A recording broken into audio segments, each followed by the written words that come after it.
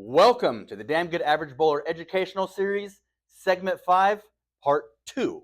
I'm your host, Dustin Capps. And with me, as always, as our local pro, pillar of knowledge, and CEO, Coach Michael Price. What's going on, Coach? Doing good. How about Curtis? you, sir? I'm doing fantastic. Good to have you in front of the camera with us this time. This is who we're going to be fitting and gripping today.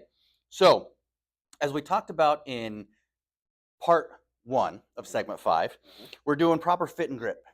Now we have the tools out here that we talked about in the first one, and now we're going to do as you said in the first one, correct? Absolutely. All right, so you ready to go, Curtis? Heck yeah. I believe for this segment, I'm going to jump behind the camera, and we're going to get a great look of actually how he's doing it. Sound good? Sounds like a plan. Sound good? Let's get to it. Now we have transformed the DGAB studio into a mock of Coach's shop, and he's ready to go with the two different types of fitting. I believe he's going to be starting with the basic conventional fit and then moving on to the performance fingertip. Coach, it's all yours, brother. All right, so we're going to start with basic conventional first. This is a more simplified fit. It's not going to take us as long. Curtis right here, being the gracious guinea pig that he is and hand model, we're going to get right into it. So Curtis, I'm going to need your thumb. I need you to be as relaxed as possible. We're going to try a couple of different finger and thumb hole sizes. I need you to tell me if it feels loose, comfortable, or tight, and we make the adjustment from there, okay? So I'm looking at his thumb. I'm basically taking an educated guess myself. No, I've never been 100% at this, but with fit and drill, you are not going to be 100% to start. And if you are, then you're from a different planet. So Curtis, we're going to start with this one right here, all the way down. Relax your hand. I want you to tell me if it feels loose, comfortable, or tight. How does that feel? A little loose. All right, so he says it's a little loose. We're going to go down a size. How about that? That's more what I like. Okay, there. So right here, he is 59/64. Pretty decent size thumb, my friend. 1, 2, 3, 4, 5, 6, 7. I usually do the rule of 7 when it comes from thumb hole size down to the middle finger hole size. Sometimes it works, sometimes it don't. Curtis, we're going to try middle finger. Again, second knuckle. We're going down to the second knuckle. This right here, a basic fit and drill is going to promote coming out of the ball later. It's just like your house balls at your local bowling center. All right, Curtis, loose, comfortable, or tight? That's perfect right there. Okay. Same thing. How is that? I like that though. You like that one? So when it comes to conventional, what I do is I measure on the Bill Taylor fitting wheel where his knuckle is on the second knuckle crease, and I'm going to subtract 3/8. 1, 2, 3. You, my friend, are 3 3/4 by 3 7/8. I'm basically going to take his ring finger span, which is 3 7/8. We're going to do what we call the rule of 4. What the rule of 4 is, and Curtis, you can help us out right here. 3 7/8. What's 4 minus 3 7/8? That's 1/8. There we go. So basically, I figure out the difference, which is 1/8, and we're going to cut that in half, which is going to be what's half of an eighth. That's going to be a 1/16, folks. So we're going up, not down. Yes, so cut it in half. So his thumb and finger pitch, forward and reverse, is going to be a 1/16 forward on both. Now, we're going to check his left and right lateral. So if you'll hold your hand up for me, please. So the more space and the more flexibility, we could stretch the hand, which basically tells us that there's going to be a good bit of left and a good bit of right. So Curtis is very flexible in your spacing here, okay? And then I check his dexterity. Okay. Dustin, my friend, we are done with Curtis's basic fit and drill. So we got his conventional grip and span. And Dustin, my friend, back to you. So next we'll be doing the performance trigger grip. We just finished up Curtis's basic conventional grip. Coach, you're moving on to the performance tip. Yes, sir. What is the difference in the basic conventional and performance tip measurement? So with performance, we're measuring from the first knuckle. On the conventional that we just did, we were measuring from his second knuckle.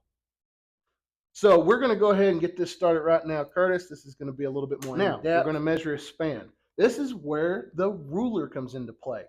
We're going to do what we call the 5/16 rule. What this does is going to help us determine how far his ring finger span is from his middle finger span. So Curtis, if you give me your hand real quick. And what we do here is we start with the middle finger. I'm going from the creases from the first and second creases. I am measuring the halfway point. And then what I do is I take the pen, I mark the halfway point, and then what we do, this is where the 5/16 rule comes into play. So Curtis, you are at a quarter. So what that means is your ring finger span is going to be a 1/16 of an inch longer than your middle. Same thing as we did with conventional, thumb all the way in, middle finger flat across. As relaxed as you can, please, sir. All right, so we're going right here. We're taking a look. And one of the things when it comes to fitting a hand, Dustin, is we want it to be contoured perfectly here. So we do get an accurate span measurement. But depending on how we pitch the fingers and thumb is going to influence his ball motion and how he releases from the ball. So you could take your pitches if you were wanting a little more side rotation or if you want to come more up the back of the ball, and your Pro Shop operator can basically influence that with the finger and thumb pitches that we put into your bowling ball. So in this case, though, this situation is like me fitting somebody up for their first fingertip. So we want it to be, even though it is technical, we still want them to keep it a more simplified approach, which is what we're doing here with Curtis. So now the first thing I'm going to do, I've got his span, which is 4 3/4 by 4 7/8. So what we're going to do now is I'm going to check his dexterity in his fingers, okay? You know how I checked it in the basic? I was checking your second. This time I'm going to ask you to hold your hand up, Curtis.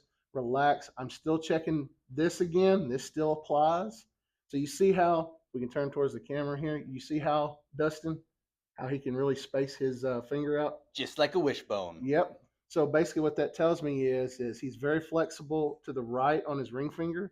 Little bit, kind of like, you know, middle of the road on his middle finger. So what that is pitch-wise is I'm going to basically give him a quarter left and a half right. Now we're going to do his dexterity test here as to whether we give him reverse pitch or And forward the pitch, that goes on your detail card as well? Yes, sir. So I'm checking his dexterity. He's not as stiff, but he still is kind of stiff with his joints. So what this is telling me right here is on his middle finger, on his ring finger, they seem about the same to me. I'm going to give him about an 1/8 reverse on his fingers, which means we're going away from center. Well, now what we're doing is we're checking his flexibility from the webbing of the thumb and to how far he could stretch this back without it becoming uncomfortable. Okay, so he's about right here. This is usually about above average. So what that means is he's a lot more flexible. So he doesn't need as much reverse pitch. I'm basically going to put you at about 3/16 reverse. Now we're going to check your left and right. And the way we do that, you hold your hand up. What we're looking for here is how far can his thumb bend from here to here. If he can bend all the way down here, which you're pretty close, that means it's going to be right pitch. If he was stiff and he was only going about like that, I would do left pitch. If he was about in the middle, I would do no side pitch, no lateral pitch. So basically you're in that zone. I'd probably give him about a 1/16 to the right. So basically less flexible, more left pitch for a righty, more flexible, more right pitch for a righty. This is one of the foundational bricks for that overall bowler profile. You are correct, sir. We've just finished the performance fingertip, and then we will wrap up this segment. Well done, boys.